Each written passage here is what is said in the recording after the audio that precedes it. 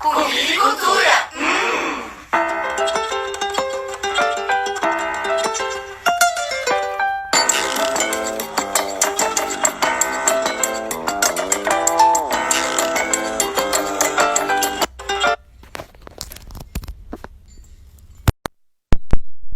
Pessoal, bem-vindos ao Comida e Cultura. Prazer ter vocês aqui de novo. Quem está aqui de novo e prazer para quem está chegando pela primeira vez. Opa, estou esperando aqui então a Laura Santonieri, que deve chegar a qualquer momento. Hoje a gente vai ter que ter um pouquinho mais de paciência, porque ela está em Fernando de Noronha e lá a internet às vezes fica bem intermitente. Eu vou já apresentar ela antes dela chegar. A Laura é antropóloga, ela é especialista em políticas de conservação da agrobiodiversidade e no doutorado dela ela defendeu a tese de que a conservação da diversidade agrícola só será efetiva se forem conservados os sistemas agrícolas dos povos e das comunidades tradicionais. Opa, ela está chegando aqui que eu vi ela entrando.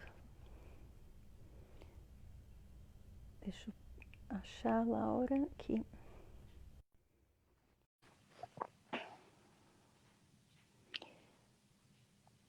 Vamos lá. Internet conectando. Eba! Oi! Tudo bom? Tudo! Tô aqui torcendo para a internet ficar de boinha. Eu estava falando justamente isso. Falei, vocês vão ter que ter paciência hoje, porque a Laura está longe, está em Fernando de Noronha, e aí às vezes a internet pode dar um crepe, mas não vai dar. Então, bom, Vai dar. Laura, primeiro de tudo eu queria agradecer muito a sua presença aqui hoje. Obrigado por ter Eu que aceitado o nosso agradeço. convite. Eu já te apresentei aqui antes de você chegar. Essa entrevista vai ficar gravada no IGTV do Comida e Cultura e também no nosso canal do YouTube. Se alguém quiser assistir na íntegra depois, vai estar lá. Legal. Então, acho que a gente podia começar você contando um pouquinho da sua trajetória e da sua jornada dentro da antropologia. Conta pra gente um pouquinho. Na verdade, eu sempre tive sempre uma queda pela antropologia, um pouco sem saber, né? Na escola eu já sabia, nunca tive dúvida que eu queria fazer ciências sociais. E quando eu comecei a faculdade, que eu entrei em contato com antropologia, já no primeiro semestre eu falei, é isso, né? Essa é a minha onda, né? Lembro muito de um texto que me impactou muito, que era um texto do Lévi-Strauss, que chama Claude Lévi-Strauss, que era um texto muito difundido, que ele escreveu para a ONU em 1950, acho, sobre raça e sobre a questão do racismo, né? Como, né, a gente poderia, enfim, entender os povos diferentes de um ponto de vista igualitário, né? Enfim, sem julgamentos e tal. Enfim, e aí eu me apaixonei pela antropologia já nesse começo. Não era uma aluna muito aplicada, eu gostava de jogar bola, não sei o quê. Mas no meu primeiro ano de faculdade, eu acabei com uma amiga muito querida, conhecendo Fernando de Noronha. E Noronha, muito particularmente, me tocou de uma maneira que acabou gerando um projeto de pesquisa de iniciação científica, enfim. E porque Noronha, como é um lugar muito bonito, tinham muitos estudos sobre fauna, né, o mar, enfim, e nada sobre as pessoas, muito pouco. Aí eu acabei, né, com um projeto prático de iniciação científica, acabei melhorando minhas notas, entendendo mais aqueles conceitos mais abstratos da antropologia, enfim, né, as coisas mais... Enfim, e daí acabou que com isso eu segui, fiz conclusão de curso e mestrado sobre Fernando de Noronha. E nisso eu tinha um professor muito querido, né, uma pessoa muito especial, que já trabalhava com o tema de... Né, eu fui trabalhar com ele, mas eu era uma aluna meio desgarrada, mas ele trabalhava em termos gerais áreas de conservação, conflitos com populações tradicionais, né, entre outras coisas. Ele também trabalhava na Amazônia, né, no Acre, no Alto Rio Negro, etc. E tinha um grupo de pesquisa muito atuante que já vinha há anos, né? Ele foi consultor científico da primeira reserva extrativista, que foi a do Alto Juruá, que forneceu para o Brasil um modelo de, vamos dizer, de reserva, de conservação, porque admitia o manejo, né, a presença humana ali e o manejo dessas populações ali. Como que ele chama? Chama Mauro Almeida. Ele realmente ele é um professor muito especial assim na Unicamp e conhecido também. Ele é meio outsider, mas ele é muito bom. Ele é outsider porque assim, ele não é pego em ficar publicando, né, essas coisas. Mas ele formou uma legião de alunos muito atuantes na área da conservação. Então, muita gente, aluno dele, né, são do ISA, né, do Instituto Socioambiental, trabalham em Altamira, trabalham em diversos projetos, né, com conservação. E aí, quando eu acabei o mestrado, eu já estava querendo me inserir, começar a trabalhar, etc. E numa conversa com ele, ele falou, olha, Laura, ele tinha aprovado um projeto, uma parceria com o IRD da França, que é o Instituto pelo Desenvolvimento Francês, que precisaria de uma pessoa para cumprir uma parte da pesquisa, que era um projeto grande, com 23 pesquisadores, e que tinha vários eixos transversais. Enfim, foi isso. E aí ele me chamou para fazer esse projeto e eu teria que estudar a conservação da agrobiodiversidade a partir do ponto de vista científico. E o meu campo seria dentro da Embrapa, né? E recursos genéticos e biotecnologia, principalmente. Enfim, aí foi um desafio absurdo, né? Porque, assim, eu trabalhava em Fernando de Noronha, né?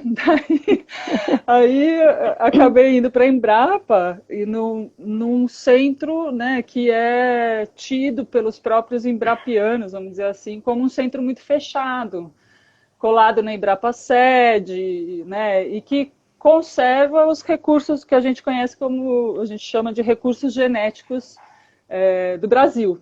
É um grande banco de germoplasma. Depois a gente vai contar um pouco melhor. E aí foi isso, né? E aí, então, qual que era a grande coisa, né? A minha pesquisa dialogava com os outros alunos e os outros pesquisadores que estavam em campo, né? No Alto Juruá, enfim, todos esses espaços que traziam as notícias dos sistemas agrícolas tradicionais. E esses estudos, vale dizer que é sempre muito bom, vale lembrar, né, assim, que eles sempre tentaram comprovar, né, em termos científicos, o importante papel dessas populações, né? É como a gente fala, mata preservada, floresta em pé, é floresta manejada pelas populações tradicionais. Onde você não tem a população vivendo e manejando, vira pasto. Vira eles garimpo. destroem. Agora não precisa nem.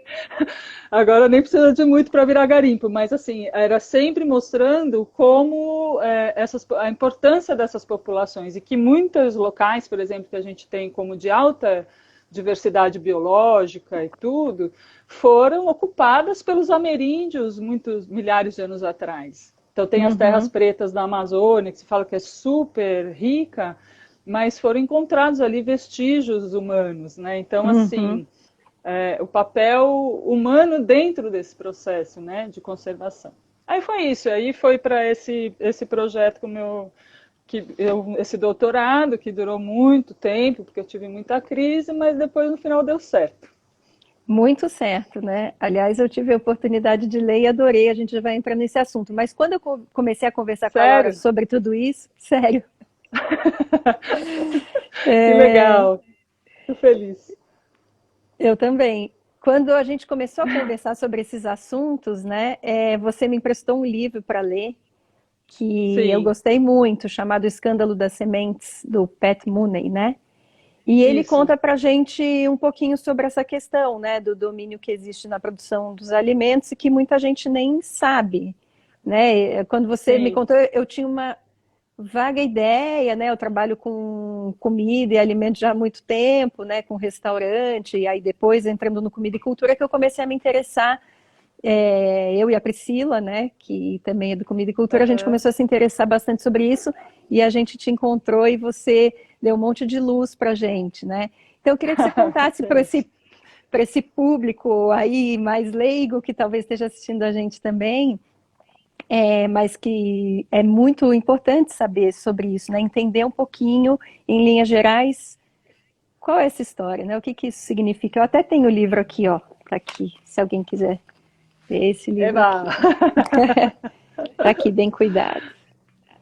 Nossa, esse livro eu consegui achar na estante virtual, assim, porque não tinha. Enfim, Muitos exemplares. não tinha. Esse livro, ele na verdade, ele é tipo um alerta, né? No final da década de 70, 80, em que você estava no processo de constituição desses grandes bancos de germoplasma. E a pesquisa científica agronômica estava caminhando para esse processo de patentear sementes, né? De você construir ferramentas em que você pudesse patentear sementes. E ele é feito assim por uma ONG do Canadá, que o Pat Money era um dos líderes, né? Sei lá, um dos diretores. E Uhum. ele vai começar a lançar a luz, justamente até para os próprios pesquisadores, do significado como se diz, desse caminho, né? Que é Uhum. o patenteamento de sementes e como isso poderia ser muito danoso para a segurança alimentar e soberania alimentar de países, assim, né? Então, Então, ele teve um impacto, e eu acho muito interessante ele que ele é de uma leitura, vamos dizer, agradável, assim, sabe? Ele não é tão, como se diz, é específico, né? Que só a galera da área entende, né? sim, Então, eu esse consegui livro, ele é ler muito importante. perfeitamente. E aí eu queria então que você explicasse um pouquinho para quem não sabe o que que são o que que é o patenteamento, né, de sementes, como é que funciona assim, mais ou menos. E Sim. aí já emendar em falar como que esses bancos de germoplasma funcionam, né? Porque acho que está É, dentro do mesmo. vamos conversar, vamos contar primeiro o que são esses bancos. Esses bancos a gente fala banco de germoplasma, mas é um banco, quer dizer, é um jeito muito bonito de você dizer banco de sementes. Quer dizer, Uhum, você também vai ter, tem banco de germoplasma animal também, tipo embriões de boi, de cabra, de porco, né? Que ficam uhum, congelados, etc. Mas e se tratando das sementes, na verdade, é um processo que você tem de secagem das sementes, você tira a água das sementes e tipo congela. É uma uhum, grande geladeira, assim, uma geladeirona quando você entra lá dentro, né? uhum, E aí, qual que é a ideia? É, esses bancos eles servem de base para a pesquisa agronômica, né? Então, por exemplo, um pesquisador de milho, uhum, quer desenvolver, sei lá, tem uma praga de milho no sul. E então ele vai no banco de germoplasma buscar essas sementes, porque assim, o que que tem? Eu começo a abrir as. os Mas o que que parênteses tem, aí. por exemplo? Eu começo a abrir os tentáculos, né? Mas assim, uma das prerrogativas do banco é guardar sementes muito boas, né? Tipo, e sementes crioulas, por um lado, ou sementes tradicionais, vamos dizer assim, e também as sementes desenvolvidas pela pesquisa que tem bons, como se diz, que tem bom Resultados? desenvolvimento, tem boa performance, vamos dizer assim. Então, ele é tipo um backup. Porque o que acontece? Depois da Segunda Guerra, ou quando esse modelo de agricultura mais industrial começou a crescer e começou a expandir a fronteira, os pesquisadores, a comunidade científica começou a ver que você estava perdendo muitas variedades no campo. Porque a fronteira vai avançando, né? E aí o agricultor, sei lá, que tinha 10 tipos de milho, ele acaba perdendo aqueles milhos e vai para sementes comerciais, né? Ele acaba sendo seduzido pelo sistema. Então, assim, a gente teve políticas mesmo de desenvolvimento agrícola, né? Que foi uma das ferramentas para o desenvolvimento, vamos dizer assim. E aí eles falam, não, então a gente tem que guardar essas sementes. E começaram a estudar como é que se podia guardar as sementes, né? Para que elas ficassem lá, para os pesquisadores sempre poderem recorrer àquela semente. Então, vamos supor, né? Você tem um milho de alto poder produtivo no sul. Aí vem uma praga no sul e começa a atacar esse milho. Aí o pesquisador ele vai para esse banco, aí ele vai olhar as sementes que ele tem de milho do sul, as características delas, e vai selecionar ela de novo. Então ele vai partir de novo a pesquisa dele, ele vai pegar aquela semente que está guardada, que está boa, né? E vai introduzir nela, vai trabalhar nela a resistência para essa praga que está assolando o sul, né? Então modificar a semente ela, é tipo isso, é uma matéria-prima da pesquisa agronômica. Aí né? uma pergunta, deixa eu te fazer uma Diga. pergunta. Quando ele pega esse pesquisador e modifica essa semente, aí ela já é considerada uma semente transgênica ou não? Não, não. A transgenia é outro processo. Tá, então Vamos a dizer gente fala assim disso. que a transgenia, eu ouso dizer que ela é um processo que tem duas vertentes. Como se diz, ela é uma ferramenta ainda mais eficaz para o patenteamento e ela é uma ferramenta ainda mais eficaz para a tal da venda casada. O que é a venda casada? A venda casada era quando porque o sistema industrial, como se diz, ele nasceu de uma conjunção da indústria química com a indústria agrícola, vamos dizer assim. Né? Essa indústria nasceu de uma virada da indústria da guerra, né? que se formou para a Segunda Guerra Mundial, vamos dizer assim, que quando acabou a guerra, eles não tinham onde pôr assim, né? essa indústria, no que eles iam. E aí eles começaram a ver que os fertilizantes, etc., né, era um bom caminho para aplicar essa indústria já formada, vamos dizer assim. Para dar vazão à produção. Exatamente. Então, a semente transgênica, vamos dizer assim, que ela é vamos dizer, uma última etapa, não uma última etapa que a gente não sabe nunca o que vem por aí, né? Mas ela se a gente fosse olhar o processo esse de patenteamento, de apropriação de sementes, ela é o estado mais avançado. Por quê? Porque pensando nas não transgênicas, nas Nessas normais. só modificadas. Nessas que porque elas não são modificadas assim, tipo no gene, vamos dizer assim, que o cara vai no laboratório. Esse foi o advento da biotecnologia. Mas ela era, por exemplo, vamos dizer, apropriada pelos pesquisadores. E aí o pesquisador vai trabalhar a adaptação dessa semente. Ela vai trabalhar a adaptação dessa semente àqueles insumos. Então, qual que é a grande questão? Quando você tem agricultura, sei lá, variada, das populações tradicionais, ou do agricultor familiar, etc., que não é da semente comercial, ele tem aquela semente ali e ela está adaptada àquela região. Então, ela tem mais condições de se defender das pragas, etc. Quando você começa a ter o objetivo da alta produtividade, que são os objetivos dessa pesquisa agronômica, você tem com isso a parceria com essa indústria química, vamos dizer assim. E aí a venda é casada, são sementes que são, em vez de elas serem adaptadas ao meio diverso, Então, vamos supor, uma semente produzida na Embrapa em Brasília, que vai funcionar no Nordeste, no Sul, vamos supor, não sei se Uhum. existe exatamente esse caso, mas para ela funcionar na maior parte possível, em vez dela estar adaptada à região, ela vai com os fertilizantes. Então, ela vai dar Onde tudo que quer que ela aquela planta esteja, precisa. Oi? onde quer que ela esteja, ela vai funcionar, ela vai produzir. Onde quer que ela esteja, o mesmo protocolo. Então, você não precisa mais que a semente seja adaptada ao local. É claro que o Brasil, desse tamanho continental, você tem diferenças gigantes. Eu dei um exemplo muito, né, Uhum, vamos dizer, dei uma forçada na barra, assim. Mas uhum, o que eu quero dizer, né, porque uma semente que funciona em lugar muito seco e quente não vai funcionar no sul, que é frio, etc. Tem essas diferenças. Mas o que eu quero dizer, a ideia básica é essa.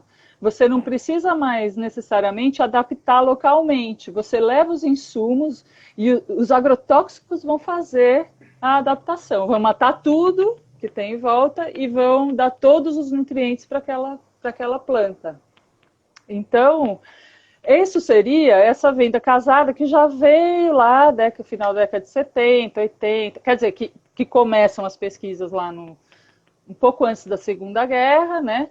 E daí é esse modelo que se desenvolve, né? uhum, Ela vira um grande negócio. Mas até então,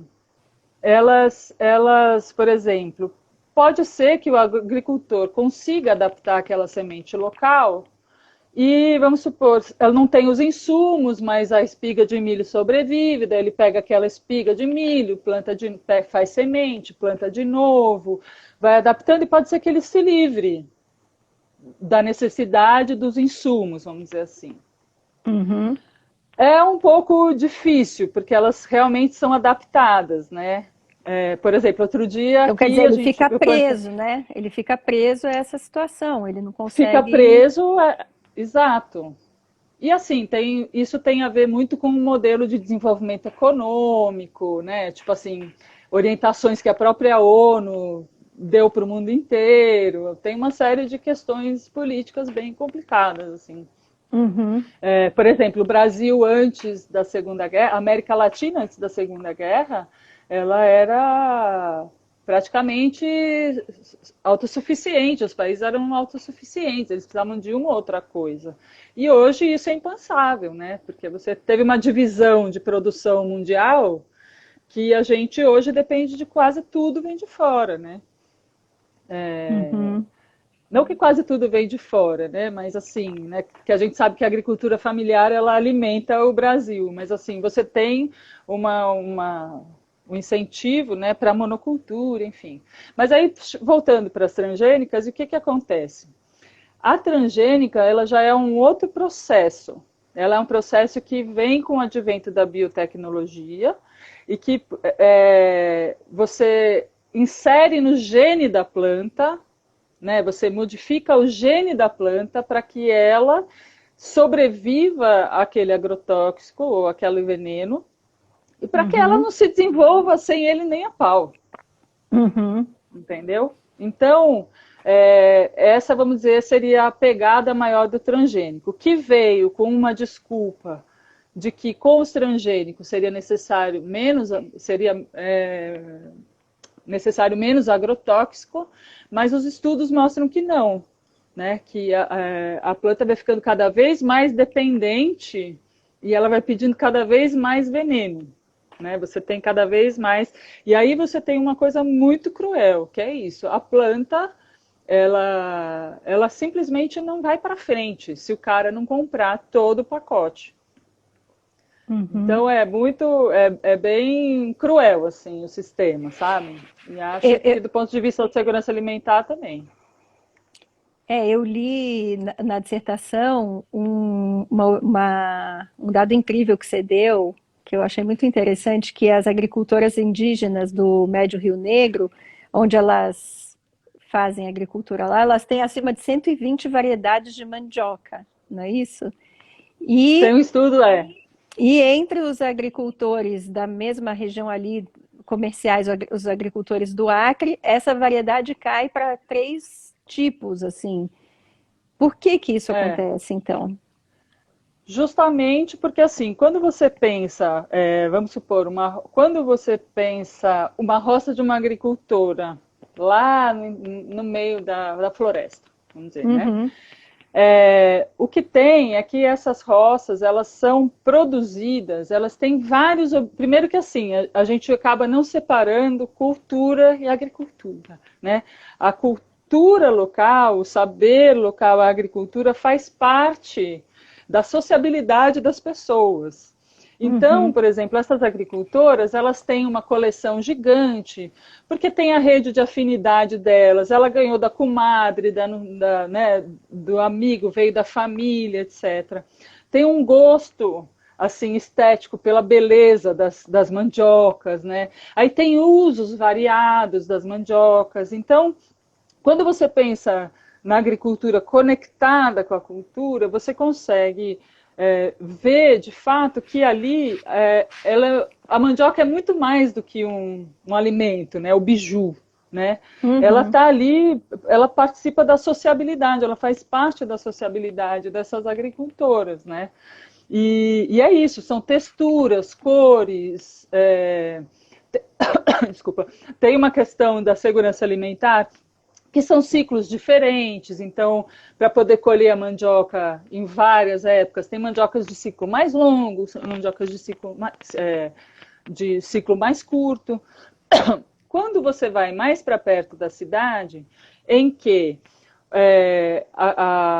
as pessoas estão mais perto dessa cultura nossa de produção e não sei o quê, que acontece? Os agricultores acabam substituindo esse monte de variedades, sei lá, pelas 3 variedades que vão dar a melhor farinha para vender, sabe? Vai fazer o melhor biju, sei lá. Porque a questão da variedade, fora a sociabilidade mesmo e a ligação que você tem com a família, com os amigos, com a sua rede, tem a diversidade de usos e a diversidade de, né, E tem uma questão de segurança mesmo, não é, Lau? Porque tem uma questão de segurança. vamos supor, você tem dois Diga. tipos. Eu entendo assim: se você tem dois tipos só de mandioca que você está produzindo, então de repente vem aquela praga que você tinha falado e não tem agrotóxico Sim, ainda para aquele tipo de praga. Então, se você tem um tipo só ou dois, de repente a praga vai pegar em toda a população de mandioca, vamos dizer assim, acaba exatamente. com aquele alimento e pronto, acabou se você fica passando fome. É isso, né? Falando assim, mais Falando em grosso, é só a gente fazer, sabe o grosso que eu modo. gosto? Eu gosto de fazer uma associação com a gente, com os humanos. Uhum, Pensa como é importante, embora, tudo bem, a gente tenha 99,9, né, genética igual, né, a gente seja praticamente igual, como é importante que cada organismo tenha as suas particularidades. Então, por exemplo, a Covid, ou ela ia matar uhum, todo mundo, ou ela não ia matar ninguém. E uhum. com as Se plantas é fôssemos a todos mesma coisa. exatamente iguais, né? Exato. Exatamente. Com as Bela plantas é a analogia. mesmíssima coisa. E as populações, comunidades tradicionais também sabem disso, né? Então não é só o ciclo, mas é isso. Se eu tenho 50 tipos e uma praga ataca 3, né? Me sobraram 47, né? E não vai Uhum. morrer todas, né? Enfim. Então isso é muito importante também. Outra coisa que eu queria te perguntar é se você, na sua opinião, se você acha que tem diferença entre um laboratório tradicional, desses de melhoramento, por exemplo, da Embrapa, que você pode ver de perto, e um campo de cultivo de um agricultor tradicional, né? Quais seriam as diferenças entre eles, assim? É, eu acho que assim, tirando o advento da biotecnologia, eu Uhum, acho que não existe muita em termos de ferramentas de investigação, vamos dizer assim. Por quê? Porque o agricultor tradicional, indígena, ele investiga muito essas plantas. Ele testa, ele mistura, né? Então, assim, se a gente fosse olhar os protocolos científicos, ele tem observação exaustiva, né? Ele faz experimentos, ele observa o resultado e etc. tanto quanto Ah, num ah, o, laboratório, né? não, e no laboratório eles Hum, também fazem isso, só que assim, eu diria que a grande diferença são os objetivos e a maneira de mensurar. Porque, por exemplo, você chega no laboratório da Embrapa que está pesquisando mandioca, ele tem lá uma coleção gigante, ele não sabe exatamente, quer dizer, ele até sabe onde, ele tem um mapa para mostrar para ele onde está cada variedade no campo, né? E aí ele vai fazer, entendeu? Ele vai mensurar a quantidade de variedades e isso e aquilo, com o foco, que eu acho que essa é a grande questão, com um foco único exclusivamente para a produção.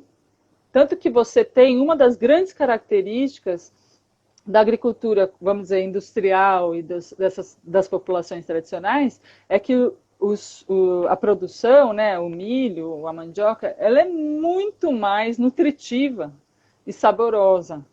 Porque o melhoramento tipo, da Embrapa é sempre pensando muito na produção e não no Uma sabor. alta produtividade. Uhum. É da alta produtividade, ciclo curto. Então, por exemplo, só de pensar no ciclo curto, ele eliminou, o meu ciclo da minha mandioca tem que ter 6 meses, não pode passar disso. Então, só disso ele eliminou um monte de variedade que seriam 7, que seriam 8, né? E Então, baixa os assim, nutrientes da planta também, então, pelo que eu entendi. Oi? E aí os nutrientes da planta também caem, porque o ciclo dela é mais São, curto. são deixados de lado, assim. Você, no caso da mandioca, você até tem, porque a mandioca, ela realmente é um cultivo, vamos dizer, universal no Brasil, né? Uhum. Ela está no país No país inteiro e inteiro. ela realmente cumpre um papel de segurança alimentar para essas populações. Porque ela é muito resistente, ela consegue dar em locais secos, sem muita água, não precisa de muito cuidado e etc. Então, a pesquisa com mandioca da Embrapa, diferente, sei lá, de algodão, soja, etc., ela era uma pesquisa que até tentou introduzir lá dentro da instituição a pesquisa participativa. Por quê? Porque a característica dela, é claro que tem o setor industrial da mandioca, mas a característica dela é que, como eram muitos pequenos agricultores, se eles não participassem minimamente das pesquisas, eles não adotavam as variedades. Então Isso a que eu ia te pesquisa não. perguntar, se você acha que existiria um modelo de cooperação, né, entre esses laboratórios, né, e os pequenos agricultores, né? Existiria um caminho assim do meio? Qual que é a sua... Que políticas poderiam existir nesse sentido, né? Fala, Olha, pode eu falar. acho que assim, eu perguntaria para você se você quer dizer do meu mundo ideal ou no mundo real. Você acha que isso é impossível? É tipo uma coisa utópica, romântica, isso nunca vai acontecer. Eu acho. Eu acho porque, na verdade, os interesses econômicos na produção agrícola, eles são tão gigantes, que a partir do momento que você pensa, porque essa é a coisa para mim que é mais inconcebível, vamos dizer, você transformar um recurso renovável e não renovável. Então, né, que é isso, você tem a semente e as empresas de pesquisa, né, ou as instituições, elas trabalham na fertilidade dessas sementes para que elas não se reproduzam sozinhas, né? Assim, como Isso que é assustador, elas né? precisem dos insumos e também sem os insumos, a fertilidade delas vai caindo ao longo Das como se, gerações. isso, toda vez que eu tiro um tanto para fazer semente, essa semente tem menos vigor. É, e então, assim, eu acho que assim, já há 30, desde que o Pat Money estava fazendo esse alerta no final da década de 70, E é ele já isso. estava fazendo esse alerta. Era esse alerta, né? Então, se a gente vai olhar, por exemplo, se existe caminho do meio, óbvio que existiria um caminho do meio. Simplesmente você vai dar direito de propriedade intelectual para essas populações que desenvolveram, porque isso não existe, né? Então, por exemplo, o cara da Embrapa vai pegar um milho lá crioulo, né, tradicional, ele leva para a Embrapa, muda, sei lá o que, lança e nunca devolve nada para essa população. Então você teria... Devolve a semente modificada com um conjunto devolve uma de semente que vai agrotóxicos tirar a semente e do ainda cara, né? cobra, né? E ainda cobra dele. É E isso que ainda acontece. cobra, né? Então, é um É rir para sistema não que ele chorar, se... né? É, é um sistema que ele se construiu em cima dessa premissa, simplesmente, né? Então, assim, eu não sei como a gente conseguiria reverter esse quadro, que inclusive ele também, como se diz, ele também implicou numa mudança de paradigma muito grande, entendeu? Porque, por exemplo, quando o Pat Money lançou esse livro, O Escândalo das Sementes, a lei de patenteamento da semente tinha chegado no Brasil pela primeira vez, estavam começando os lobbies por uma lei de patenteamento, né? Uhum. E aí, quer dizer, eu não sei nem, desculpa agora a minha memória, que eu não sei nem se era de patenteamento, era de registro, e domínio. Não sei se hoje é Uhum. patente justamente porque você tem o código genético, aí você patenteia o código genético da planta. Mas antes era um domínio sobre aquela semente. Eu desenvolvia a semente e registrava a semente, né, para mim. Uhum. Quando você teve isso lá no começo da década de 80, você teve uma reação da classe dos agrônomos, né, e outras classes que entendiam do que se tratava, que fizeram um estardalhaço para não aprovar a Uhum. lei.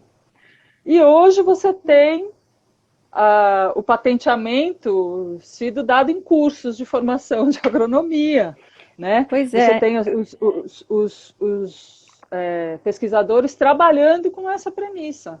Mas então, Então, isso que você falou é interessante, porque tudo bem, você está descrente de que possa haver algum outro tipo de solução, né, de caminho do meio, eu entendo e até concordo um pouco com você, mas eu fico vendo que assim, todos esses saberes, como você mesmo está falando, eles estavam ali na academia, né? Eles estão ali na academia, né? E me parece que atualmente, até por questões de tudo isso que a gente está vivendo, né, a pandemia mesmo, o coronavírus e tal, muitas questões alimentares estão vindo à tona, muitas, né?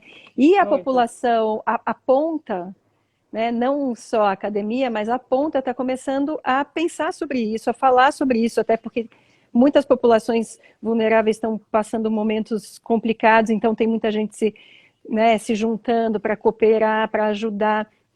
E essa questão da segurança alimentar está vindo à tona, está chegando Sim, numa ponta. Então, essa é a minha esperança e a esperança também do projeto que a gente trabalha, o Comida e Cultura. com Ele existe para certeza. isso, né? Porque por Não, que com que eu fui certeza. estudar tudo isso? Por que que eu fui entender isso com você, por exemplo? Porque eu queria, de alguma maneira, entender para poder passar isso para as crianças, que é um assunto complicado, né? Assim, mas passar no Claro. meio das nossas aulas de culinária, de alguma forma, eles entenderem a importância de toda essa diversidade, a gente trazendo as punk, ou né, a gente trazendo a biodiversidade de todos os biomas. Então, eu acho que nós somos uma gotinha no oceano, mas eu fico vendo que existem Não, muitas e super iniciativas importante. nesse sentido, né? A esperança, né? Sei lá. Não, eu acho até, eu até peço desculpas, assim, é porque, como que eu vou Não peça, explicar? porque Para mim, oi? não peça desculpa, porque é compreensível. Você está nesse assunto há muitos anos e vê que é muito difícil essa transformação, né? Na verdade, assim, é uma transformação, é claro que, obviamente, eu acredito e tal, no sentido de que se eu não tiver nenhuma esperança, por exemplo, eu estou aqui, eu vim para cá, para Noronha, porque é um lugar que eu gosto muito, sempre gostei muito, etc., né? Tem um compromisso, sei lá, com a população, mas eu também vim para tentar fazer um projeto de segurança alimentar aqui. Então, é claro que eu acredito. Né? Aqui, por exemplo, você tem população obesa, você tem gente que passa necessidade, assim, que são as famílias pobres que moram na ilha, como em todo lugar. Então, o que eu ia pedir desculpas é um pouco pelo meu ceticismo, mas não eu acho que assim, eu estou muito contaminada vamos dizer, pela política recente, muito chateada com a destruição de políticas de segurança alimentar que foram anos para a construção, né? Eu não sei se as pessoas sabem que o Brasil virou modelo de combate à fome, com o Fome Zero. E isso porque, assim, ele não tem a ver nesse sentido, tanto com a conservação de diversidade, mas tem a ver com a inclusão desses agricultores tão singelos, tão pobres, entendeu? De que trabalham pela subsistência, ter a inclusão deles na economia de mercado, de modo que as pessoas pudessem se alimentar 3 vezes por dia. E isso aconteceu, né? Então, não foi à toa que o Brasil virou modelo. Então, assim, é claro que eu acredito, mas é que o que eu acho é que a crise, ela não é só a da comida e da produção. As mudanças climáticas deixam isso muito claro, né?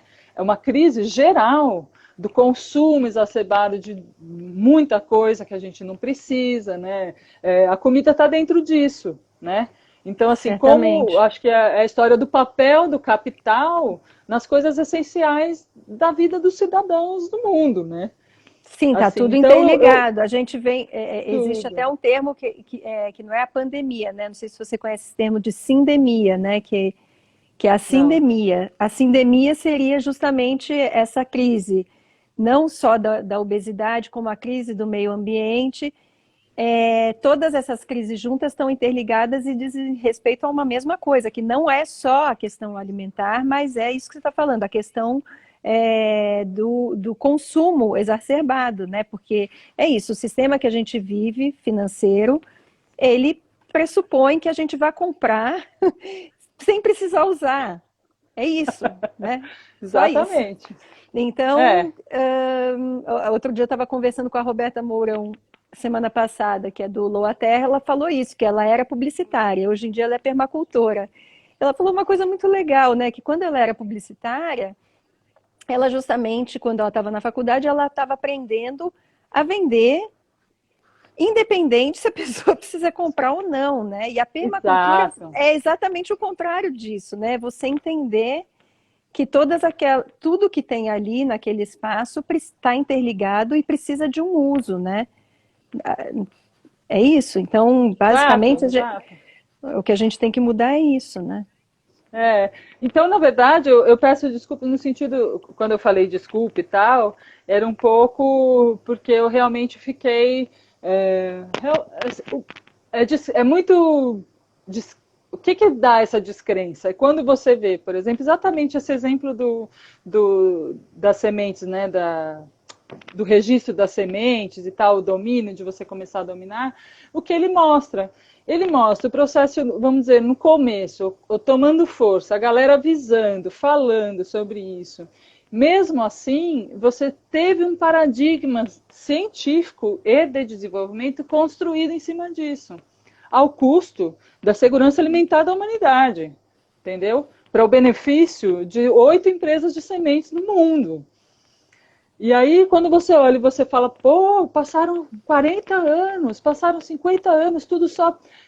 Então, assim, talvez a gente tenha. Eu acho que é maravilhoso que as pessoas estejam olhando para isso, né? E eu acho que o nosso desafio é tentar entender quais são as nossas ferramentas. A informação é uma ferramenta, a educação alimentar é uma ferramenta. Você parar e se perguntar de onde veio a comida que está no meu prato? Quem é que trouxe? É importante? É importante, porque é só assim que a gente vai criar demandas como consumidor. Enquanto não houver a revolução geral e acabar, né, com todas as bolsas do mundo e etc, e acabar a especulação e tudo mais, né, é a gente como consumidor se inteirando do assunto, né, falando, pô, é verdade, eu lembro que eu tinha, quando comecei a fazer o doutorado, eu comecei a comer orgânico. E orgânico era, naquela época, né, tipo 5, 6 vezes mais caro.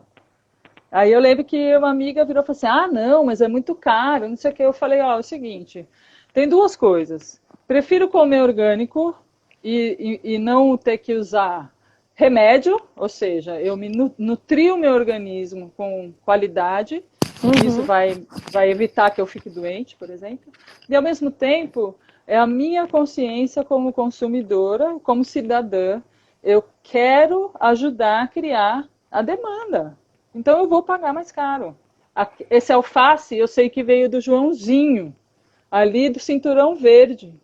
E eu quero que o Joãozinho possa continuar produzindo lá no Cinturão Verde. Então, eu pago, Pois é, então quer dizer, a entendeu? transformação possível só será possível, né, se a gente individualmente tiver essa consciência e além de ter essa consciência, a gente realmente mudar os nossos hábitos, né? Porque muita Sim. gente também fala e não é que muita gente, eu mesma, né, muitas vezes me pego fazendo coisas que eu falo outra coisa. Então você ter essa integridade, né, entre o que a gente pensa, o que a gente fala e o que a gente faz, como disse uma vez aqui Sim. também a Simone Mata, é exatamente o que é difícil, né, para nós, assim, como É humanidade, sei lá. difícil.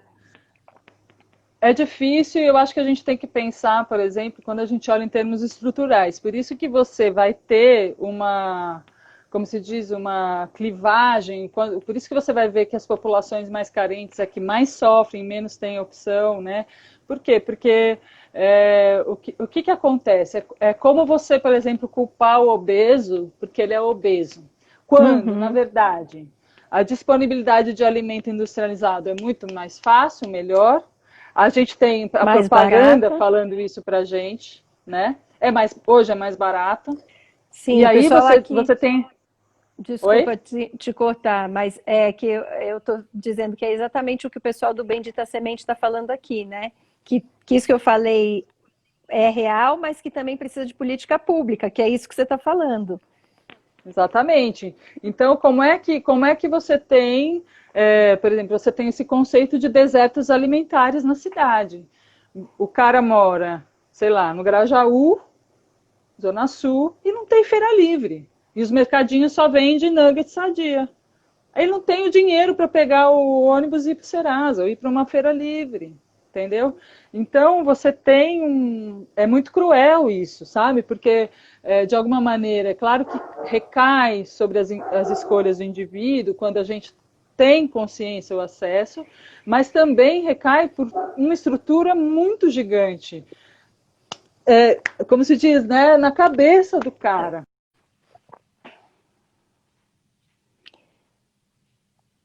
Vamos lá, internet conectando.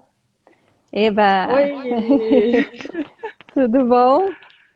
Tudo! Tô aqui torcendo para a internet ficar de boinha. Eu estava falando justamente isso.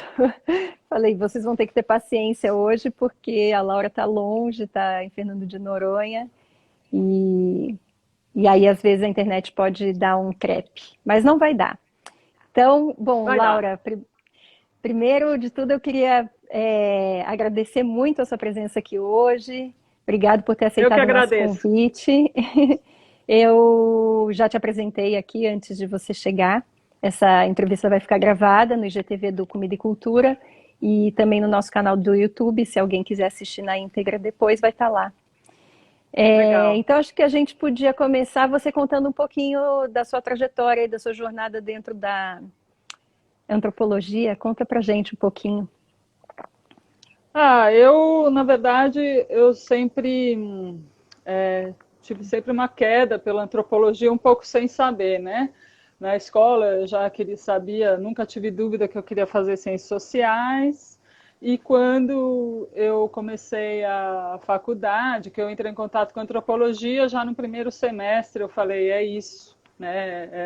Essa é a minha onda, né? Lembro muito de um texto que me impactou muito, que era um texto do Lévi-Strauss, que chama Claude Lévi-Strauss, que era um texto muito difundido, que ele escreveu para a ONU em 1950, acho, sobre raça e sobre a questão do racismo, né, como, né, a gente poderia enfim, entender os povos diferentes de um ponto de vista igualitário, né? Enfim, sem julgamentos e tal. Enfim, e aí eu me apaixonei pela antropologia já nesse começo. Não era uma aluna muito aplicada, eu gostava de jogar bola, não sei o quê. Mas no meu primeiro ano de faculdade, eu acabei com uma amiga muito querida, conhecendo Fernando de Noronha. E Noronha, muito particularmente, me tocou de uma maneira que acabou gerando um projeto de pesquisa de iniciação científica, enfim. E porque Noronha, como é um lugar muito bonito, tinham muitos estudos sobre fauna, né, o mar, enfim, e nada sobre as pessoas, muito pouco. Aí eu acabei, né, com um projeto prático de iniciação científica, acabei melhorando minhas notas, entendendo mais aqueles conceitos mais abstratos da antropologia, enfim, né, as coisas mais... Enfim, e daí acabou que com isso eu segui, fiz conclusão de curso e mestrado sobre Fernando de Noronha.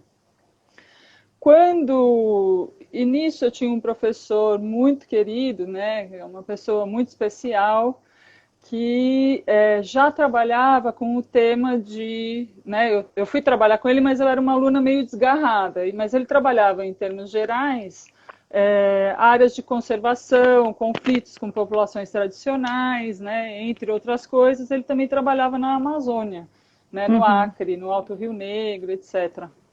E tinha um grupo de pesquisa muito atuante que já vinha há anos, né? Ele foi consultor científico da primeira reserva extrativista, que foi a do Alto Juruá, que forneceu para o Brasil um modelo de, vamos dizer, de reserva, de conservação, porque admitia o manejo, né, a presença humana ali e o manejo dessas populações ali. Como que ele chama? Chama Mauro Almeida.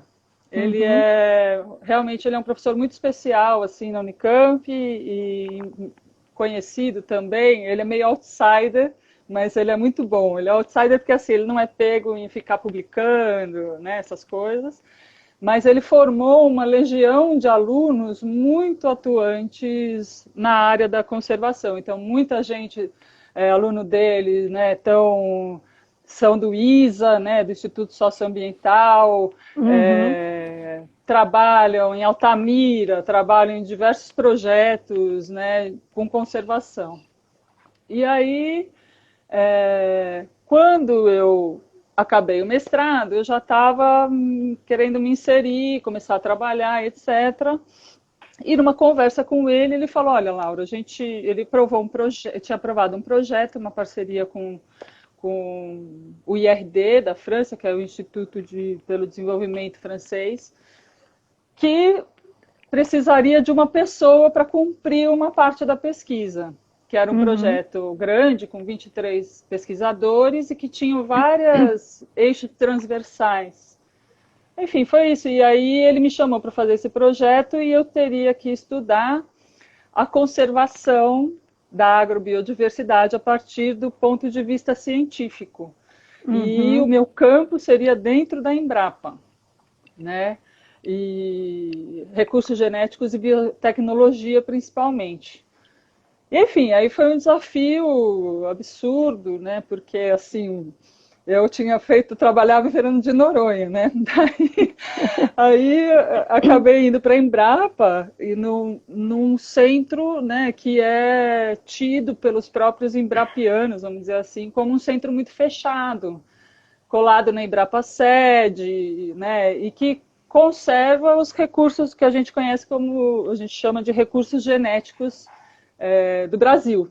É um grande banco de germoplasma. Depois a gente vai contar um pouco melhor.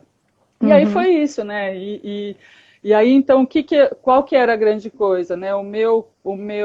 A minha pesquisa dialogava com os outros alunos e os outros pesquisadores que estavam em campo, né? No Alto Juruá, enfim, todos esses espaços que traziam as notícias dos sistemas agrícolas tradicionais. E esses estudos, vale dizer que é sempre muito bom, vale lembrar, né, assim, que eles sempre tentaram mostrar, comprovar, né, em termos científicos, o importante papel dessas populações, né?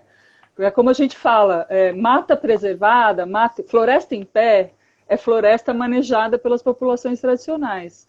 Onde você não tem a população vivendo e manejando, vira pasto. Vira Eles garimpo, né? destroem e Agora não vira. precisa nem, agora nem precisa de muito para virar garimpo, mas assim, era sempre mostrando como a importância dessas populações e que muitos locais, por exemplo, que a gente tem como de alta diversidade biológica e tudo, foram ocupadas pelos ameríndios muitos milhares de anos atrás. Então tem as terras Uhum, pretas da Amazônia, que se fala que é super rica, mas foram encontrados ali vestígios humanos, né? Então, uhum. assim, o papel humano dentro desse processo, né, de conservação. Aí foi isso, aí foi para esse projeto esse doutorado, que durou muito tempo, porque eu tive muita crise, mas depois no final deu certo. Muito certo, né? Aliás, eu tive a oportunidade de ler e adorei. A gente já vai entrar nesse assunto. Mas quando eu comecei a conversar com a Laura Sério? sobre tudo isso, sério, Que é, legal, fico feliz. eu também. Quando a gente começou a conversar sobre esses assuntos, né, você me emprestou um livro para ler que eu Sim, gostei muito, chamado O Escândalo das Sementes, do Pat Mooney, né? E ele isso. conta para a gente um pouquinho sobre essa questão, né, do domínio que existe na produção dos alimentos e que muita gente nem sabe, né? Quando você me Sim. contou, eu tinha uma vaga ideia, né? Eu trabalho com comida e alimentos já há muito tempo, né? Com restaurante, e aí depois entrando no Comida e Cultura que eu comecei a me interessar. Eu e a Priscila, né? Que também é do Comida e Cultura, a gente Uhum. começou a se interessar bastante sobre isso e a gente te encontrou e você deu um monte de luz para gente, né? Então eu queria que você contasse Excelente. para esse público aí mais leigo que talvez esteja assistindo a gente também, mas que é muito importante saber sobre isso, né? Entender um pouquinho, em linhas gerais, qual é essa história, né? O que que isso significa? Eu até tenho o livro aqui, ó, tá aqui, se alguém quiser ver esse livro Eba! aqui. Tá aqui, bem cuidado. Nossa, esse livro eu consegui achar na estante virtual, assim, porque não tinha. Enfim, Muitos exemplares. não tinha. Esse livro, ele na verdade, ele é tipo um alerta, né? No final da década de 70, 80, em que você estava no processo de constituição desses grandes bancos de germoplasma. E a pesquisa científica agronômica estava caminhando para esse processo de patentear sementes, né? De você construir ferramentas em que você pudesse patentear sementes. E ele é feito assim por uma ONG do Canadá, que o Pat Mooney era um dos líderes, né? Sei lá, um dos diretores. E Uhum. ele vai começar a lançar a luz, justamente até para os próprios pesquisadores, do significado como se diz, desse caminho, né? Que é Uhum. o patenteamento de sementes e como isso poderia ser muito danoso para a segurança alimentar e soberania alimentar de países, assim, né? Então, Então, ele teve um impacto, e eu acho muito interessante ele que ele é de uma leitura, vamos dizer, agradável, assim, sabe? Ele não é tão, como se diz, é específico, né? Que só a galera da área entende, né? sim, Então, eu esse consegui livro, ele é ler muito importante. perfeitamente. E aí eu queria então que você explicasse um pouquinho para quem não sabe o que que são o que que é o patenteamento, né, de sementes, como é que funciona assim, mais ou menos. E Sim. aí já emendar em falar como que esses bancos de germoplasma funcionam, né? Porque acho que está É, dentro do mesmo. vamos conversar, vamos contar primeiro o que são esses bancos. Esses bancos a gente fala banco de germoplasma, mas é um banco, quer dizer, é um jeito muito bonito de você dizer banco de sementes. Quer dizer, Uhum, você também vai ter, tem banco de germoplasma animal também, tipo embriões de boi, de cabra, de porco, né? Que ficam congelados, etc. Mas, e se tratando das sementes, na verdade, é um processo que você tem de secagem das sementes, você tira a água das sementes e, tipo, congela. É uma grande geladeira, assim, uma geladeirona, quando você entra lá dentro, né? E aí, qual que é a ideia? Esses bancos, eles servem de base para pesquisa agronômica, né? Então, por exemplo, um pesquisador de milho, ele quer desenvolver, sei lá, tem uma praga de milho no sul. E então ele vai no banco de germoplasma buscar essas sementes, porque assim, o que tem? Eu começo a abrir Os Mas o que parênteses tem, aí. por exemplo? Eu começo a abrir os tentáculos, né? Mas assim, uma das prerrogativas do banco é guardar sementes muito boas, né? Tipo, e sementes crioulas, por um lado, ou sementes tradicionais, vamos dizer assim, e também as sementes desenvolvidas pela pesquisa que tem bons, como se diz? Que tem bom Resultados? desenvolvimento, tem boa performance, vamos dizer assim. Então, ele é tipo um backup. Porque o que acontece? Depois da Segunda Guerra, ou quando esse modelo de agricultura mais industrial começou a crescer e começou a expandir a fronteira, os pesquisadores, a comunidade científica começou a ver que você estava perdendo muitas variedades no campo. Porque a fronteira vai avançando, né? E aí o agricultor, sei lá, que tinha 10 tipos de milho, ele acaba perdendo aqueles milhos e vai para sementes comerciais, né? Ele acaba sendo seduzido pelo sistema. Então, assim, a gente teve políticas mesmo de desenvolvimento agrícola, né? Que foi uma das ferramentas para o desenvolvimento, vamos dizer assim. E aí eles falam, não, então a gente tem que guardar essas sementes. E começaram a estudar como é que se podia guardar as sementes, né?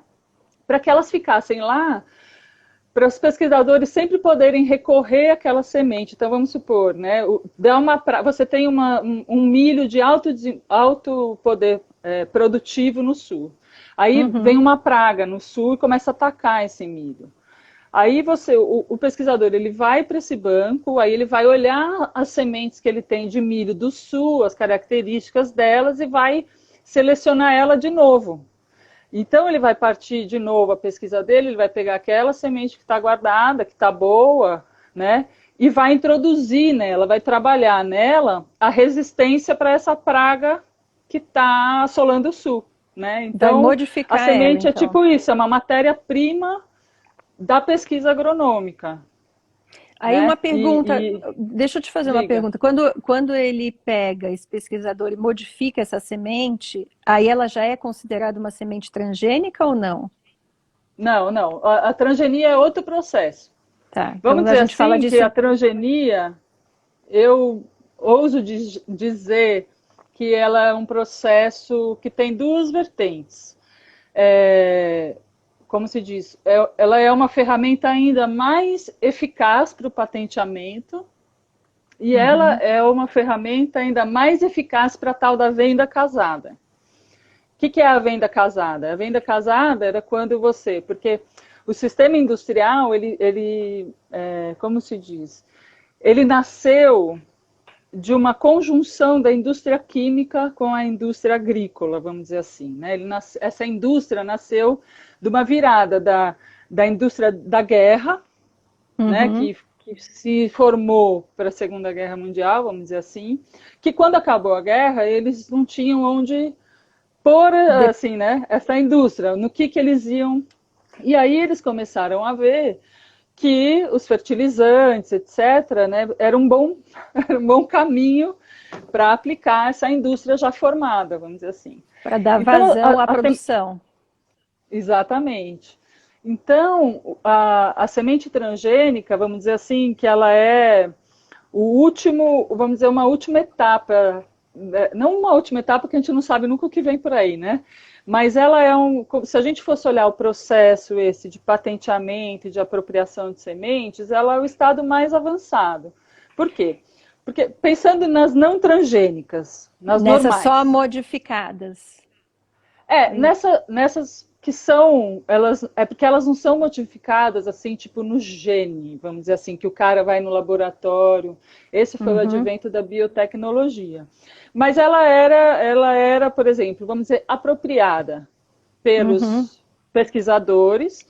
E aí o pesquisador vai trabalhar a adaptação dessa semente. Ela vai trabalhar a adaptação dessa semente àqueles insumos. Então, qual que é a grande questão?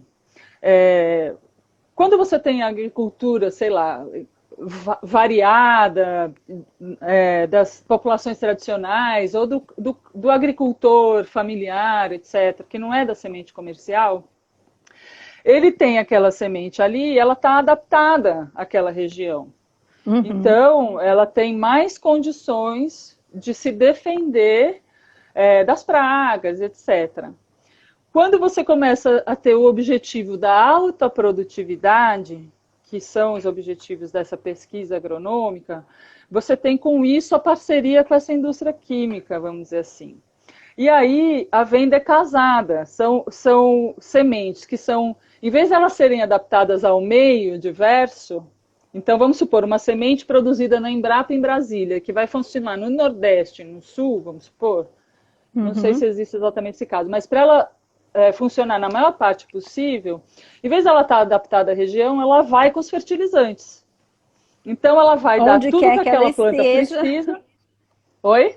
Onde quer que ela esteja, ela vai funcionar, ela vai produzir. Onde quer que ela esteja, o mesmo protocolo. Então, você não precisa mais que a semente seja adaptada ao local. É claro que o Brasil, desse tamanho continental, você tem diferenças gigantes. Eu dei um exemplo muito, né, muito, vamos dizer, dei uma forçada na barra, assim. Mas o que eu quero dizer, né, porque é uma semente que funciona em lugar muito seco e quente, não vai funcionar no sul, que é frio, etc. Tem essas diferenças. Mas o que eu quero dizer, a ideia básica é essa. Você não precisa mais necessariamente adaptar localmente. Você leva os insumos e os agrotóxicos vão fazer a adaptação. Vão matar tudo que tem em volta e vão dar todos os nutrientes para aquela planta. Então, isso seria essa venda casada que já veio lá, final da década de 70, 80, quer dizer, que começam as pesquisas lá um pouco antes da Segunda Guerra, né? E daí é esse modelo que se desenvolve, né? Ela vira um grande negócio. Mas até então, elas, por exemplo, pode ser que o agricultor consiga adaptar aquela semente local e, vamos supor, ela não tem os insumos, mas a espiga de milho sobrevive, daí ele pega aquela espiga de milho, faz semente, planta de novo, vai adaptando e pode ser que ele se livre da necessidade dos insumos, vamos dizer assim. É um pouco difícil, porque elas realmente são adaptadas, né? Por exemplo, outro dia... Então, quer dizer, ele fica preso, né? Ele fica preso a essa situação, ele não consegue... Fica preso, exato. E assim, isso tem a ver muito com o modelo de desenvolvimento econômico, né? Tipo assim, orientações que a própria ONU deu para o mundo inteiro. Tem uma série de questões políticas bem complicadas, assim. Por exemplo, o Brasil antes da Segunda Guerra, a América Latina antes da Segunda Guerra, ela era praticamente autossuficiente, os países eram autossuficientes, eles precisavam de uma ou outra coisa. E hoje isso é impensável, né? Porque você teve uma divisão de produção mundial que a gente hoje depende de quase tudo vem de fora, né? Não que quase tudo vem de fora, né? Mas assim, né? Que a gente sabe que a agricultura familiar ela alimenta o Brasil, mas assim você tem um incentivo, né, para a monocultura, enfim. Mas aí voltando para as transgênicas, o que acontece? A transgênica ela já é um outro processo. Ela é um processo que vem com o advento da biotecnologia e que você insere no gene da planta, né? Você modifica o gene da planta para que ela sobreviva aquele agrotóxico ou aquele veneno, e para que ela não se desenvolva sem ele nem a pau. Entendeu? Então, essa, vamos dizer, seria a pegada maior do transgênico, que veio com uma desculpa de que com os transgênicos seria necessário menos agrotóxico, mas os estudos mostram que não, né? Que a planta vai ficando cada vez mais dependente e ela vai pedindo cada vez mais veneno. Né? Você tem cada vez mais... E aí você tem uma coisa muito cruel, que é isso. A planta, ela simplesmente não vai para frente se o cara não comprar todo o pacote. Então é bem cruel assim o sistema, sabe? E acho que do ponto de vista da segurança alimentar também. Eu li na dissertação um dado incrível que você deu, que eu achei muito interessante, que as agricultoras indígenas do Médio Rio Negro, onde elas fazem agricultura lá, elas têm acima de 120 variedades de mandioca, não é isso? Tem um estudo, E entre os agricultores da mesma região ali, comerciais, os agricultores do Acre, essa variedade cai para 3 tipos, assim. Por que isso acontece, então? Justamente porque, assim, quando você pensa, vamos supor, quando você pensa uma roça de uma agricultora lá no meio da floresta, vamos dizer, né? O que tem é que essas roças, elas são produzidas, elas têm vários... Primeiro que assim, a gente acaba não separando cultura e agricultura, né? A cultura local, o saber local, a agricultura faz parte da sociabilidade das pessoas. Então, por exemplo, essas agricultoras, elas têm uma coleção gigante, porque tem a rede de afinidade delas, ela ganhou da comadre, né, do amigo, veio da família, etc. Tem um gosto, assim, estético pela beleza das mandiocas, né? Aí tem usos variados das mandiocas. Então, quando você pensa na agricultura conectada com a cultura, você consegue ver, de fato, que ali a mandioca é muito mais do que um alimento, né? O biju, né? Ela está ali, ela participa da sociabilidade, ela faz parte da sociabilidade dessas agricultoras, né? E é isso, são texturas, cores... Desculpa. Tem uma questão da segurança alimentar, que são ciclos diferentes, então, para poder colher a mandioca em várias épocas, tem mandiocas de ciclo mais longo, mandiocas de ciclo mais curto. Quando você vai mais para perto da cidade, em que as pessoas estão mais perto dessa cultura nossa de produção e não sei o quê, o que acontece? Os agricultores acabam substituindo esse monte de variedades, sei lá, pelas 3 variedades que vão dar a melhor farinha para vender, sabe? Vai fazer o melhor biju, sei lá. Porque a questão da variedade, fora a sociabilidade mesmo e a ligação que você tem com a família, com os amigos, com a sua rede, tem a diversidade de usos e a diversidade de... Né, e tem uma questão de segurança mesmo, não é, Lau? Porque tem uma questão de segurança. Vamos supor, você tem 2 tipos. Eu entendo assim, se você tem 2 tipos só de mandioca que você está produzindo, então, de repente, vem aquela praga que você tinha falado e não tem agrotóxico ainda para aquele tipo de praga. Então, se você tem um tipo só ou 2, de repente a praga vai pegar em toda a população de mandioca, vamos dizer assim, acaba com aquele alimento e pronto, acabou, se você fica passando fome. É isso, né? Falando assim, mais... Falando em grosso... É só a gente fazer... Sabe o que eu gosto? Eu gosto de fazer uma associação com a gente, com os humanos. Pensa como é importante... Embora, tudo bem, a gente tenha 99,9, né? Genética igual, né? A gente seja praticamente igual, como é importante que cada organismo tenha as suas particularidades. Então, por exemplo, a Covid, ou ela ia matar todo mundo, ou ela não ia matar ninguém. E com as Se plantas fôssemos todos exatamente coisa. iguais, né? Exatamente. Com as plantas é a mesmíssima coisa. E as populações, comunidades tradicionais também sabem disso, né? Então não é só o ciclo, mas é isso. Se eu tenho 50 tipos e uma praga ataca 3, né? Me sobraram 47, né? E não vai Uhum. morrer todas, né? Enfim. Então isso é muito importante também. Outra coisa que eu queria te perguntar é se você, na sua opinião, se você acha que tem diferença entre um laboratório tradicional, desses de melhoramento, por exemplo, da Embrapa, que você pode ver de perto, e um campo de cultivo de um agricultor tradicional, né? Quais seriam as diferenças entre eles, assim? Eu acho que assim, tirando o advento da biotecnologia, eu Uhum. acho que não existe muita em termos de ferramentas de investigação, vamos dizer assim. Por quê? Porque o agricultor tradicional, indígena, ele investiga muito essas plantas. Ele testa, ele mistura, né? Então, assim, se a gente fosse olhar os protocolos científicos, ele tem observação exaustiva, né? Ele faz experimentos, ele observa o resultado e etc. Tanto quanto A, num a, o, laboratório, né? não, e no laboratório eles Hum. também fazem isso, só que assim, eu diria que a grande diferença são os objetivos e a maneira de mensurar.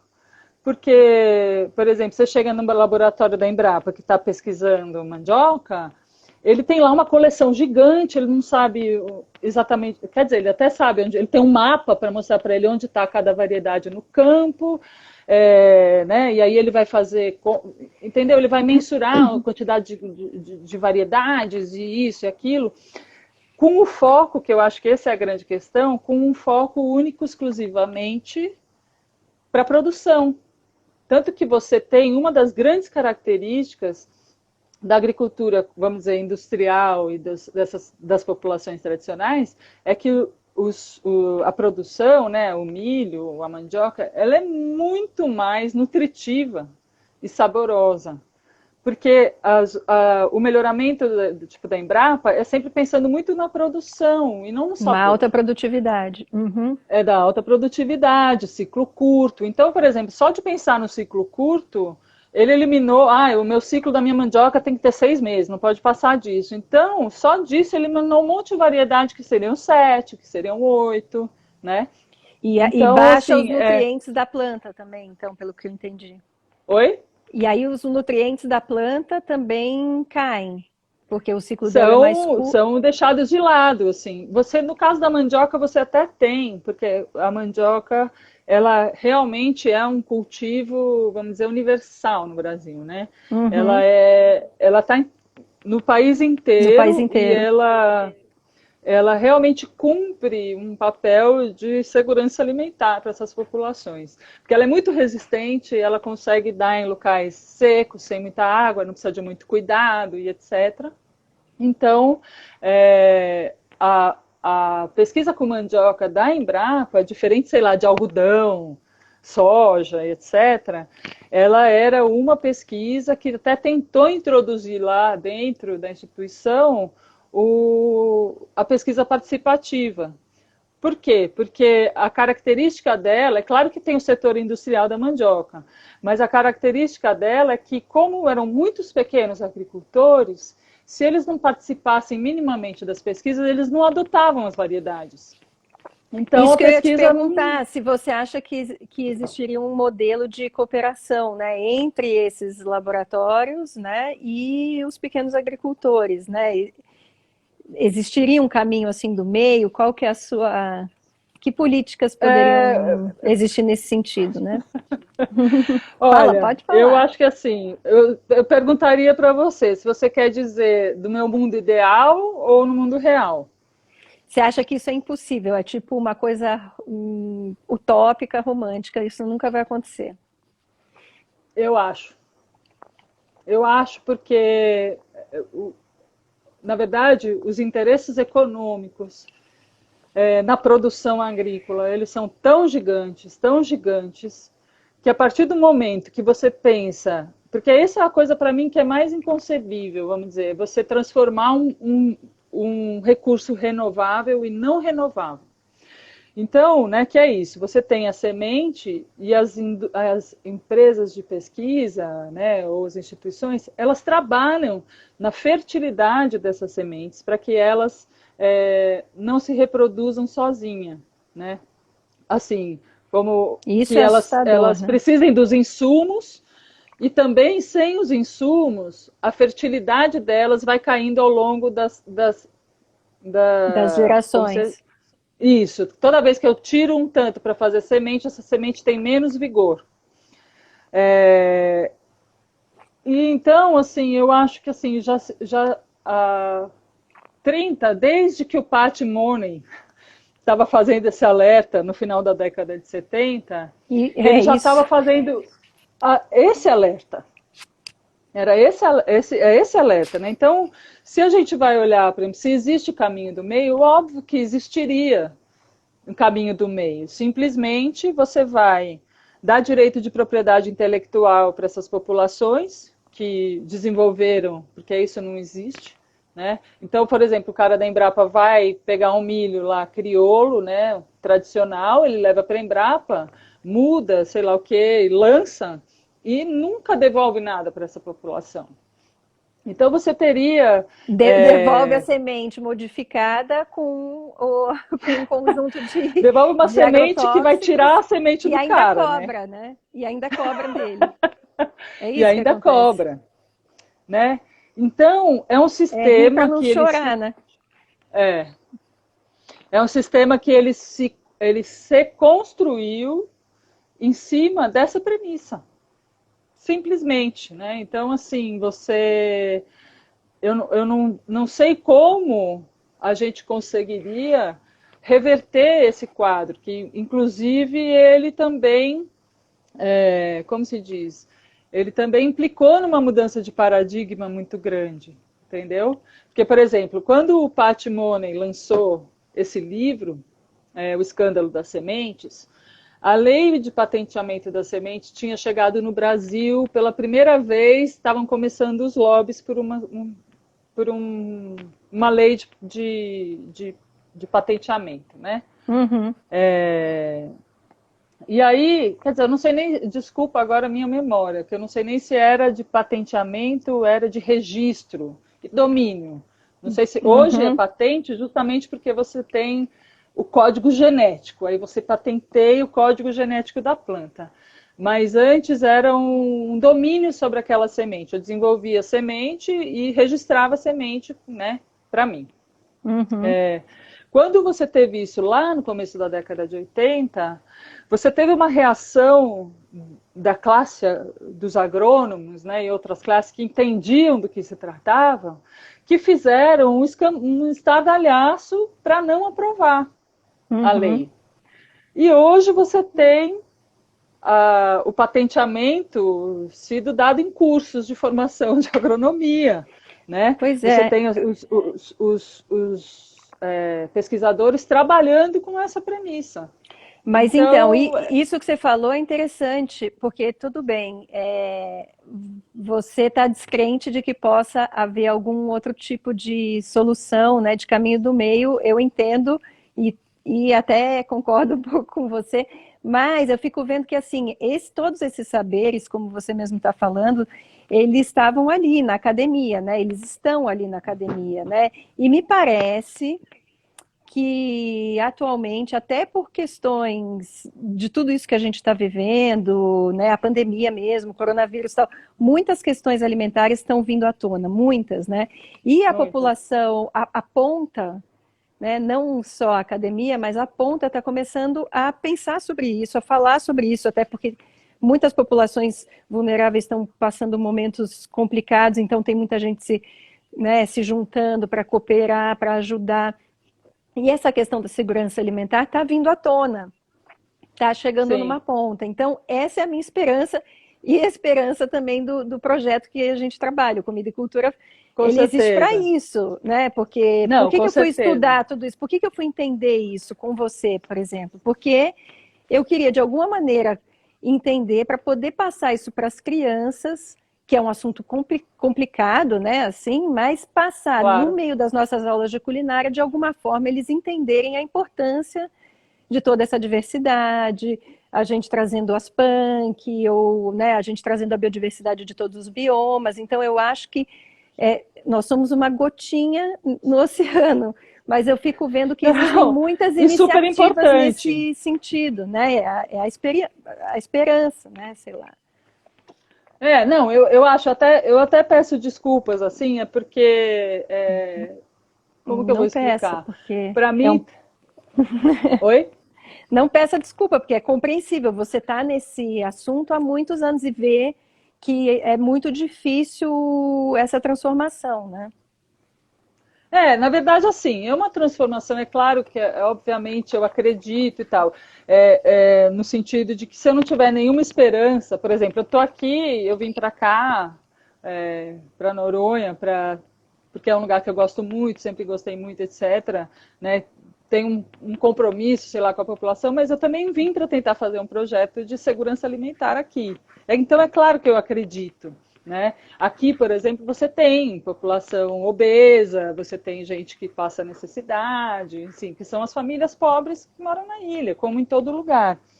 Então, o que eu ia pedir desculpas é um pouco pelo meu ceticismo, mas não eu acho que assim, eu estou muito contaminada pelas, vamos dizer, pela política recente, muito chateada com a destruição de políticas de segurança alimentar que foram anos para a construção, né? Eu não sei se as pessoas sabem que o Brasil virou modelo de combate à fome, com o Fome Uhum. Zero.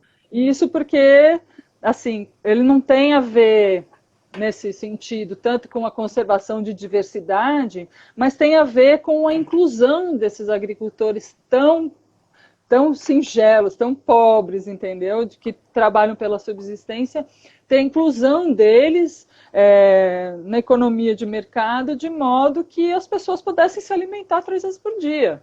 E isso aconteceu, né? Então não foi à toa que o Brasil virou modelo. Então, assim, Uhum. é claro que eu acredito, mas é que o que eu acho é que a crise, ela não é só a da comida e da produção. As mudanças climáticas deixam isso muito claro, né? É uma crise geral do consumo exacerbado de muita coisa que a gente não precisa, né? A comida está dentro disso, né? Então, assim, como Certamente. acho que é a história do papel do capital nas coisas essenciais da vida dos cidadãos do mundo, né? Sim, está Assim, tudo então, interligado. A gente vem, existe tudo. até um termo que não é a pandemia, né? Não sei se você conhece esse termo de sindemia, né? Que é a Não. sindemia. A sindemia seria justamente essa crise, não só da obesidade, como a crise do meio ambiente. Todas essas crises juntas estão interligadas e dizem respeito a uma mesma coisa, que não é só a questão alimentar, mas é isso que você está falando, a questão do consumo exacerbado, né? Porque é isso, o sistema que a gente vive, financeiro, ele pressupõe que a gente vai comprar sem precisar usar. É isso, né? Só isso. Exatamente. É. Então, outro dia eu estava conversando com a Roberta Mourão, semana passada, que é do Loa Terra, ela falou isso, que ela era publicitária, hoje em dia ela é permacultora. Ela falou uma coisa muito legal, né? Que quando ela era publicitária, ela justamente, quando ela estava na faculdade, ela estava aprendendo a vender, independente se a pessoa precisa comprar ou não, né? E a permacultura Exato. é exatamente o contrário disso, né? Você entender que tudo que tem ali naquele espaço está interligado e precisa de um uso, né? É isso. Então, Exato, basicamente, exato. o que a gente tem que mudar é isso, né? Então, na verdade, eu peço desculpa no sentido, quando eu falei desculpa e tal, era um pouco porque eu realmente fiquei. É muito. O que dá essa descrença? E quando você vê, por exemplo, exatamente esse exemplo das sementes, né, do registro das sementes e tal, o domínio, de você começar a dominar, o que ele mostra? Ele mostra o processo, vamos dizer, no começo, tomando força, a galera avisando, falando sobre isso, mesmo assim, você teve um paradigma científico e de desenvolvimento construído em cima disso, ao custo da segurança alimentar da humanidade, entendeu? Para o benefício de 8 empresas de sementes no mundo. E aí, quando você olha e você fala, pô, passaram 40 anos, passaram 50 anos, tudo só... Então, assim, talvez a gente tenha... Eu acho que é maravilhoso que as pessoas estejam olhando para isso, né? E eu acho que o nosso desafio é tentar entender quais são as nossas ferramentas. A informação é uma ferramenta, a educação alimentar é uma ferramenta.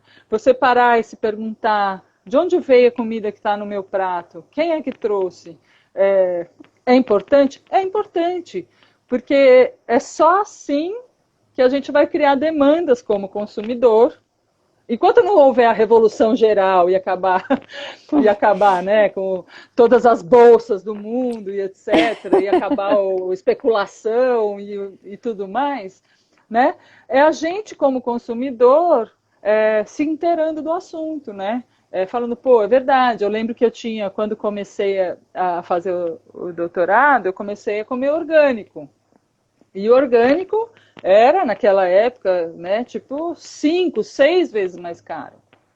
Aí eu lembro que uma amiga virou e falou assim, ah, não, mas é muito caro, não sei o que. Eu falei, ó, é o seguinte, tem duas coisas. Prefiro comer orgânico e não ter que usar remédio, ou seja, eu me nutri o meu organismo com qualidade, isso vai evitar que eu fique doente, por exemplo.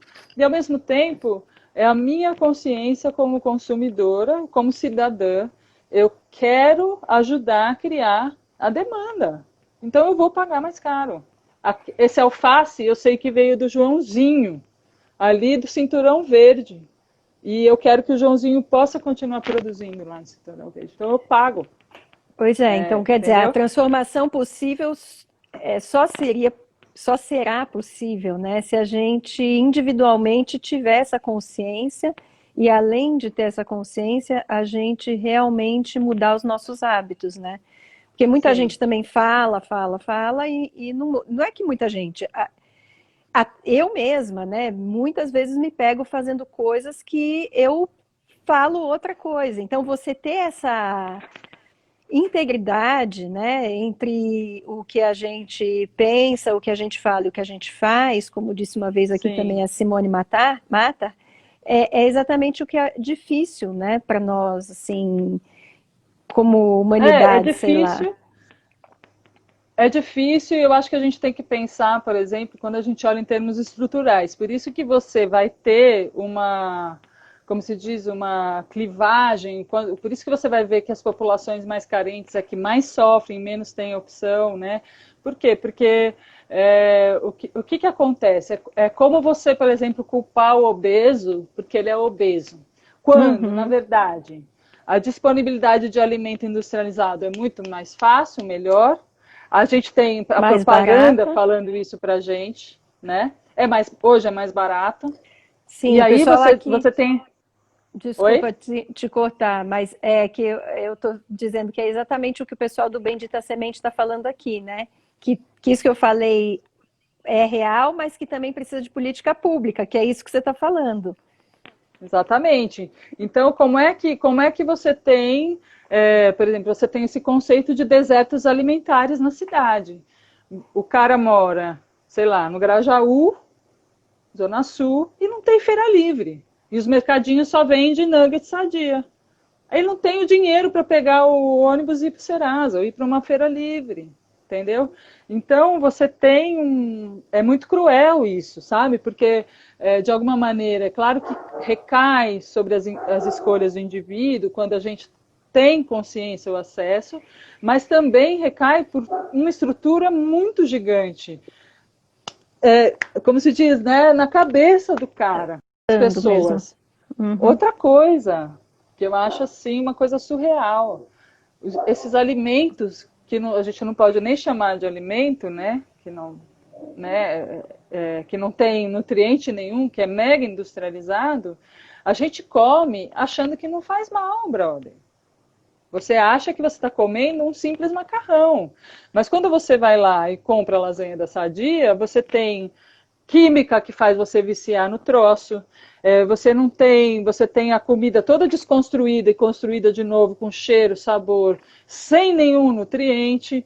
Então, como que o cara, você liga, que nem naquele filme, você assistiu, aquele Muito Além do Peso? Assisti. Né? A pessoa liga, eu acho que é nesse filme, eu vi tantos filmes que eu não lembro mais, que ela liga e fala assim, eu quero saber quais são os ingredientes que vai nesse biscoito. E a mulher fala, é segredo industrial. Porra, é um segredo industrial que eu vou meter para dentro do meu organismo? Tudo Pois isso é. chancelado por lei. Então, como é que, né? Como é que a gente faz isso? Só mudando por. Difícil. Então, eu acho que é um conjunto, né? A gente vem falando bastante sobre isso aqui, que é um conjunto de coisas, né? Eu acho que essa Sim, conscientização individual e ao mesmo tempo coletiva, né, da sociedade civil, que tem que sim, conseguir empurrar ali e fazer com que as políticas públicas realmente se modifiquem, né? sim. Mas É um realmente pouco é isso, um né? jogo De de como que a interesses gente vai, incrível. como que a gente exige, né? Como que a gente pode exigir, por exemplo, que, sei lá, que não tenha segredo industrial para um biscoito, entendeu? Sabe assim, ou como que a gente exige que o governo coloque uma feira livre em todos os bairros, em todas as regiões da cidade, por exemplo. É um pouco isso, né? É. Enfim, é difícil. É muito difícil, porque pouca gente. A gente vê que mais pessoas estão falando sobre isso que a gente está falando, mas é pouca gente. No geral, é pouca gente, porque realmente a população mais carente, que não tem o um mínimo de educação, no sentido educativo mesmo da palavra, né, não tem nem como imaginar tudo isso, né? E não tem nem Não tem. como não querer comprar qualquer coisa pronta quando você chega em casa depois de horas de ônibus, enfim. Eu acho que é muito importante a gente conseguir entrar nas escolas públicas com esse projeto Sim. nosso do Comida e Cultura, porque aí a gente vai criar uma consciência nas crianças e nos familiares, que é o que a gente vê E, acontecendo nas escolas particulares, mas a gente não quer ficar só nas escolas particulares, né?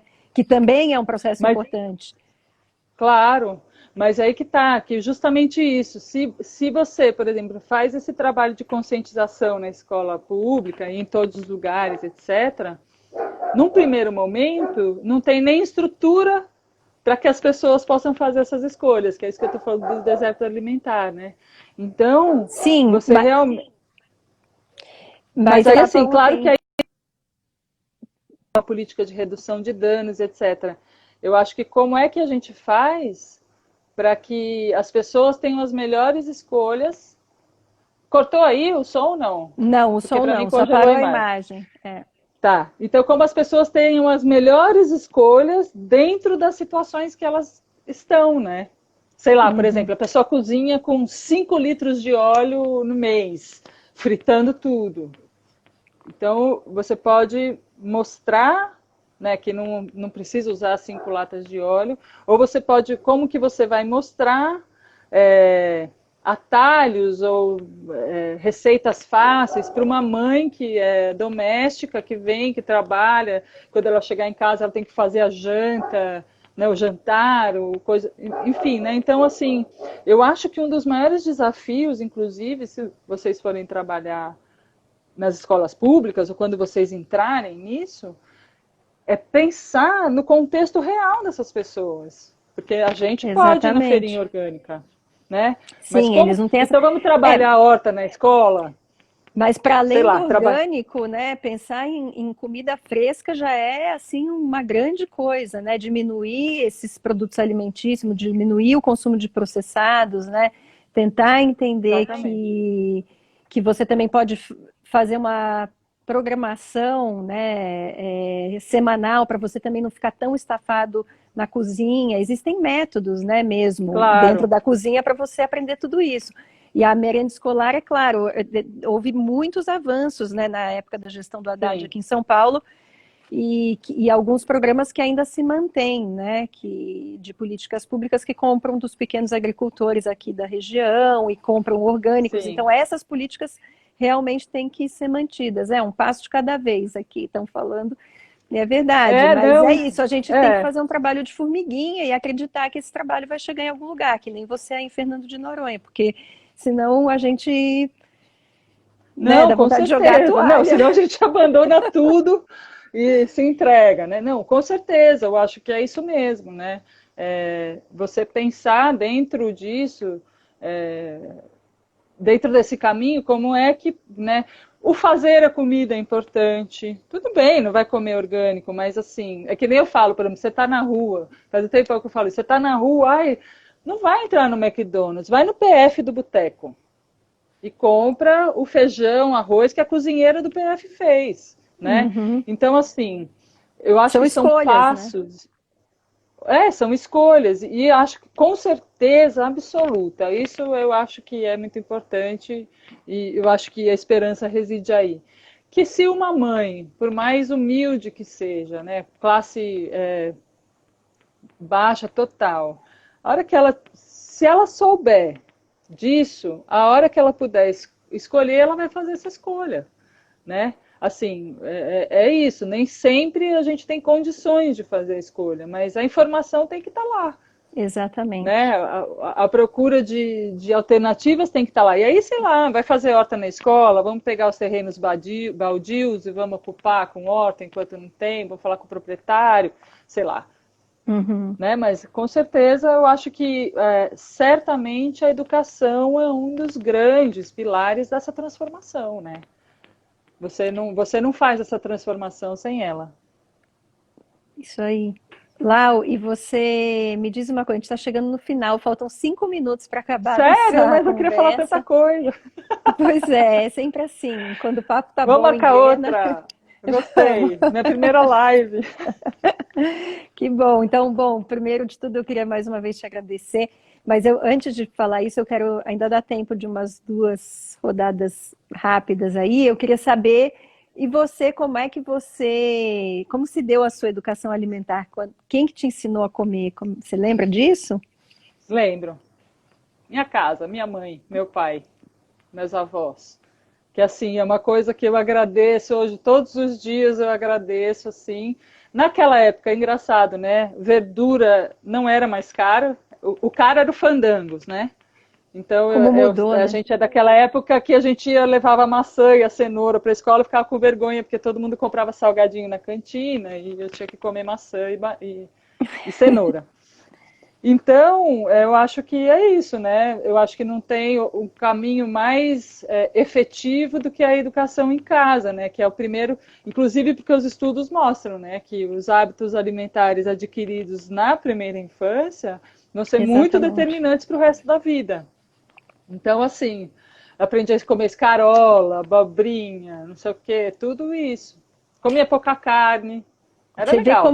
Você vê como realmente é importante, porque atualmente, com esse ritmo maluco que a gente vive, então as pessoas estão o tempo todo trabalhando e tal, não tem mais essa coisa de confraternizar e de sentar à mesa e de comer aquela comida feita em casa, né? Então, realmente Sim, era um papel das famílias que hoje em dia não é mais, né? Em muitas é, casas não é. Então, por isso que a gente tem pregado aqui que é um papel atualmente da escola, tem que ser uma. Já é lei, inclusive, né, que essa questão de educação alimentar seja abordada, um tema que seja abordado nas escolas, né? E pode ser abordado de uma forma sim, muito agradável, interessante, transversal, passando por todos os assuntos que a gente estuda numa escola, né? Geografia, história, matemática, enfim. E com o sim, fazer, né? Com trabalhar é. junto, a fazer a comida junto, enfim. Eu Mas acho então bem eu queria. importante. Eu acho. Oi? Nada, então. Não, desculpa te cortar. Eu queria te agradecer, porque vai Não, eu ia falar acabar que e eu eu. acho super importante. Como é? Desculpa. Não, é que esse final de live é sempre assim, uma tensão, Ah, porque a tá. qualquer momento corta, sabe? Mas eu Não, mas estava tudo querendo. bem. Qualquer coisa a gente marca outro qualquer dia, vai conversando mais. Eu agradeço muito pelo convite mesmo e quero dizer que eu acho o projeto muito bonito, muito essencial E que se qualquer dia precisar de mim, estamos aí. A gente sempre precisa de você, Laura. E eu queria aproveitar então para fazer uma última pergunta, agradecer todo mundo que está aqui ouvindo a gente, falar que terça e quinta da semana que vem teremos outras lives, quinta dessa semana ainda, e na semana que vem também.